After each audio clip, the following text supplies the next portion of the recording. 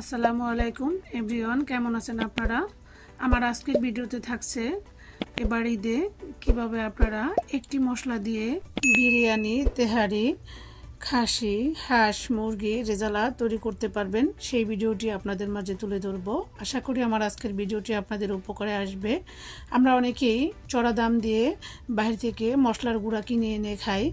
যদি আমরা সেটা না করে বাসায় এভাবে স্বাস্থ্যসম্মতভাবে মশলা তৈরি করতে পারি, তাহলে বাজার থেকে কিনে আনবো কেন? তো দেখে নেন, আজকে আমি মশলাটি তৈরি করে দেখাবো এবং পরিমাণ সহ আপনাদের সাথে শেয়ার করব। প্রথমে আমি এখানে নিয়েছি হাফ কাপ ধনিয়া, নিয়েছি 110 পিস সবুজ এলাচ, যাকে বলে ছোট এলাচ, নিয়েছি 2 টেবিল চামচ কালো এলাচ, নিয়েছি 3 টেবিল চামচ কালো গোলমরিচ। এখানে আমি গোলমরিচের পরিমাণটা এই জন্যই বেশি নিয়েছি, এখানে সাদা গোলমরিচও অ্যাড করতে হবে, আমার হাতের কাছে নেই তাই আমি আর অ্যাড করলাম না। তবে মশলা গুঁড়ো করার পরে আমি সাদা গোলমরিচের গুঁড়াটা অ্যাড করে নিব। এখানে আমি কিছু মশলা আপনাদেরকে পরিচয় করে দেখাচ্ছি। প্রথমে দেখতে পাচ্ছেন এটা হচ্ছে সাধারণ জিরা, এটা হচ্ছে শাহি জিরা। সাধারণ জিরা থেকে একটু ছোট এবং চিকন এবং কালারটা একটু কালো। আর এটা হচ্ছে সাধারণ জিরা, এই তো বুঝতে পারছেন সাধারণ এবং শাহি জিরার মধ্যে পার্থক্য। এটা হচ্ছে মৌরি বা মিষ্টি জিরা। এটা হচ্ছে রাঁধুনি। এটা মানে আমরা এখানে প্রবাসে যেটা পেয়ে থাকি এটা হচ্ছে আজওয়াইন। যাই হোক, মশলার দোকানে যে ভিন্ন ভিন্ন নাম বললেই দোকানদাররা বের করে দিবে। আজওয়াইন বা রাঁধুনি, মৌরি বা মিষ্টি জিরা, শাহি জিরা এবং সাধারণ জিরা, এটা তো সবাই চিনেন।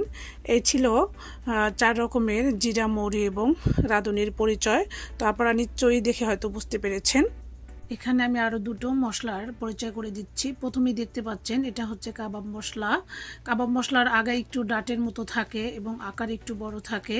এখন আমি গোলমরিচ এবং কাবাব মশলাটাকে একসাথে কাছ থেকে দেখিয়ে দিচ্ছি। এই তো দেখতে পাচ্ছেন কাবাব চিনি এবং গোলমরিচের মধ্যে পার্থক্যটা। গোলমরিচটা গোল এবং কালো এবং ছোট, কাবাব চিনিটাও কালো তবে একটু আকারে বড় এবং একটু ডাটের মতো আছে। তো এভাবেই আপনারা খুব সহজেই চিনতে পারবেন কোনটা গোলমরিচ কোনটা কাবাব চিনি। তো এই ছিল আমার মশলার পরিচয়। এগুলো অনেকেই সহজে চিনে না, বিশেষ করে যারা নতুন রাঁধুনি তারা। এখন আমি একটি স্বর্ণ প্লেটে প্রথমে ঢেলে দিচ্ছি 3 টেবিল চামচ সবুজ এলাচ এবং দিয়ে দিচ্ছি 2 টেবিল চামচ কালো এলাচ। আপনারা চাইলে কালো এলাচের উপরের অংশটা ফেলে দিয়ে বিচিটাও নিতে পারেন। দিয়ে দিচ্ছি 2 টেবিল চামচ কাবাব চিনি, দিয়ে দিচ্ছি 2 টেবিল চামচ লং, দিয়ে দিচ্ছি 2 টেবিল চামচ মৌরি বা মিষ্টি জিরা। এই মিষ্টি জিরা মশলার মধ্যে একটি সুন্দর ফ্লেভার যোগ করে। তো এখন আমি দিয়ে দিচ্ছি হাফ কাপ ধনিয়ার গোটা। এখন দিয়ে দিচ্ছি 2 টেবিল চামচ আজওয়াইন বা রাঁধুনি।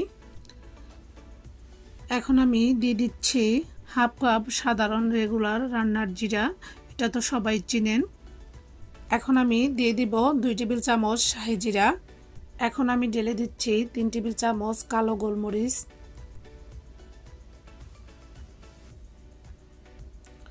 এখন আমি এখানে 2টি জয়ফল দিয়ে দিচ্ছি। অনেকেই বলে জয়ফল খাওয়া হারাম, তো আমি সেটা সঠিক জানি না। নিয়ে নিচ্ছি 10 টাকার পরিমাণ জয়ত্রীর ফ্লেভারটা স্ট্রং, তাই এখানে একটু কম করে নিয়ে নিয়েছি। এখন আমি নিয়ে নিয়েছি হাফ কাপ দারচিনি, যেটা মশলার মধ্যে কালারটা বেশি ডার্ক করে, তাই এখানে কম করে নিয়ে নিচ্ছি 2 টেবিল চামচ মেথি দানা। এখন আমি নিয়ে নিচ্ছি 7-8টি স্টার আনিস বা তারা মশলা যাকে বলে, এটাও মশলার মধ্যে একটি স্ট্রং ফ্লেভার যোগ করে। নিয়ে নিচ্ছি 5-6টি শুকনা মরিচ, এটা আমি কালারের জন্য নিয়ে নিয়েছি। এখন আমি নিয়ে নিচ্ছি 7-8টি তেজপাতা, ছোট ছোট করে টুকরো করে কেটে দিচ্ছি, এতে করে শুকানোর সময় খুব তাড়াতাড়ি শুকিয়ে যাবে। এজন্য আমি সমস্ত মশলাগুলো এখন ভেঙে নিব। এই তো দেখতে পাচ্ছেন তেজপাতা এবং তারা মশলাগুলো কেটে এবং টুকরো করে নিয়েছি। এখন আমি দারচিনিগুলো ছোট ছোট টুকরো করে নিব, এতে করে মশলাগুলো ভাজা এবং রোদে দেওয়ার সময় খুব তাড়াতাড়ি শুকিয়ে যাবে এবং ভাজা হয়ে যাবে। এতে করে ব্লেন্ড করার সময় খুব তাড়াতাড়ি মশলাগুলো গুঁড়ো করতে সুবিধা হবে। এই তো দেখতে পাচ্ছেন আমি দারচিনিগুলো ছোট ছোট করে ভেঙে নিচ্ছি।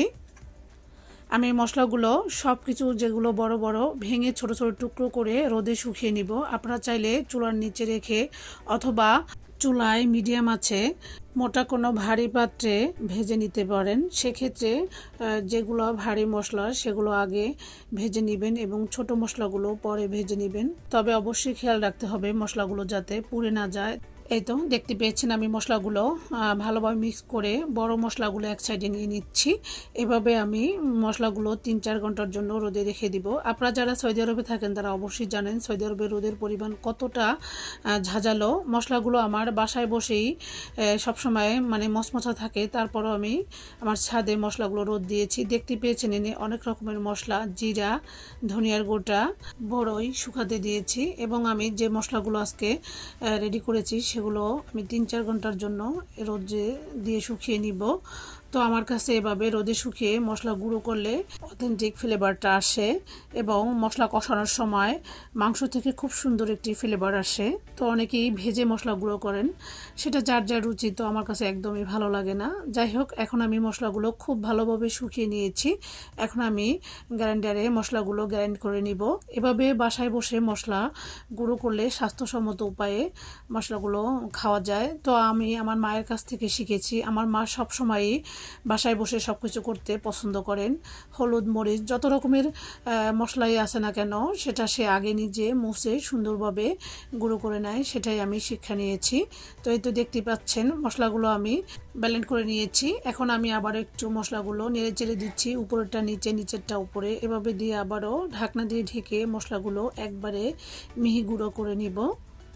এই তো দেখতে পাচ্ছেন মশলাগুলো আমি গুঁড়ো করে নিয়েছি একবারে মিহি গুঁড়ো করে। এখন আমি মশলাগুলো একটি বড় ছড়ানো ট্রেতে ঢেলে নিচ্ছি, কারণ ব্লেন্ডারে মশলাগুলো খুবই গরম হয়ে আছে। এ পর্যায়ে মশলাগুলো এইভাবে ঢেলে আমি 30 মিনিটের জন্য নিচে রেখে দিব, এতে করে মশলাগুলো ঠান্ডা হবে। তারপর আমি এয়ারটাইট ঝাড়ে ঢেলে নিব। মশলাগুলো তো কখনই ফ্যানের বাতাসে ঠান্ডা করতে যাবেন না, তাহলে তো বুঝতে পারছেন বাতাসে মশলাগুলো আপনার নাক মুখে এসে পুরাই নাজেহাল অবস্থা হয়ে যাবে এবং মশলাগুলো উড়ে যাবে। এই তো দেখতে পাচ্ছেন সবগুলো মশলা আমি ব্লেন্ড করে এখন একটি চামচ দিয়ে মিক্স করে ছড়ানো ট্রেতে রেখে দিব 30 মিনিটের জন্য। 30 মিনিট পরে আমি মশলাগুলো কাচের ঝাড়ে ঢেলে নিচ্ছি, দেখতে পাচ্ছেন। এভাবে মশলা করে 3 থেকে 4 মাস বা 6 মাসও খেতে পারেন। এই তো দেখতে পেয়েছেন আমি দুটি এয়ারটাইট ঝাড়ে মশলাগুলো ভরে নিয়েছি। এভাবে মশলা সংরক্ষণ করে অনেক দিন খাওয়া যেতে পারে। আমি নর্মাল ফ্রিজে একটা বাটা রেখে দিব এবং একটা আমি সবসময়ের জন্য ইউজ করব।